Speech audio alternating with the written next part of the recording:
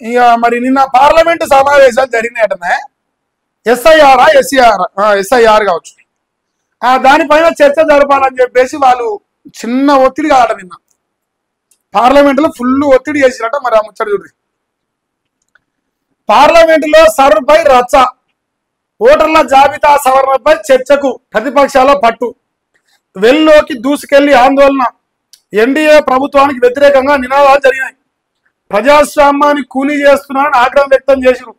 speaker సముదాయించిన వినిపించుకొని సభ్యులు తొలి రోజు ఉభయ సభల్లో కొనసాగిన వాయిదాల పర్వం ఆందోళన మధ్య మణిపూర్ జిఎస్టీ బిల్లుకు ఆమోదం లభించిందట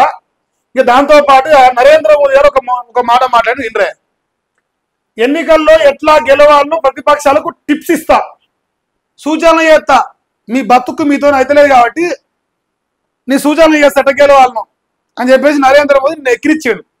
మన పులివాలా చాచా మునిమానం అన్ని డ్రామాలు చేయొద్దంటూ ప్రధాని మోదీ ఫైర్ అయ్యిండు పార్లమెంటు కేవలం చర్చలకు విధానపర నిర్ణయాలకేనని వ్యాఖ్యానించాడు డ్రామాలు ఆడాలంటే వేరే ప్రదేశాలు చాలా ఉన్నాయి నాటకాలు వేసుకోవడానికి ఓటమిని జీర్ణించుకోలేక చట్టసభలో అసంతృప్తి వెళ్ళగక్కుతున్నారు 10 ఏళ్లుగా ప్రతిపక్ష సభ్యులు చేస్తున్నది ఇదే ఇప్పటికైనా స్ట్రాటజీ మార్చుకోరి నిర్మాణాత్మకమైన చర్చలకు తాము సిద్ధమని ప్రకటించారు ఇప్పుడు వీళ్ళు వాగుతారు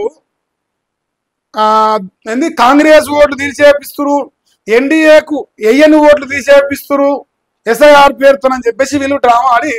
చర్చ పెట్టాలంటారు మరి పట్టపగటిలు గిడ జూబ్లీస్ నియోజకవర్గంలో మీరు చూసి నేను చూసిన అందరం చూసినాం దాదాపు 20-25 దొంగ ఓట్లు నమోదైనాయి అని చెప్పేసి పెద్ద ఎత్తున ప్రచారం జరిగింది ఈ పనికిమాలిన ఒక్కసారి మాట్లాడినాడా రాహుల్ గాంధీ నన్ను కనిపించిండా ఒక రోజున ఒక్క సెకండ్న వీళ్ళు దొంగ ఓటుతో గెలుస్తారు వీళ్ళు దొంగ ఓట్ల పైన పంచాయతీ చేస్తారు మళ్ళీ వీళ్ళు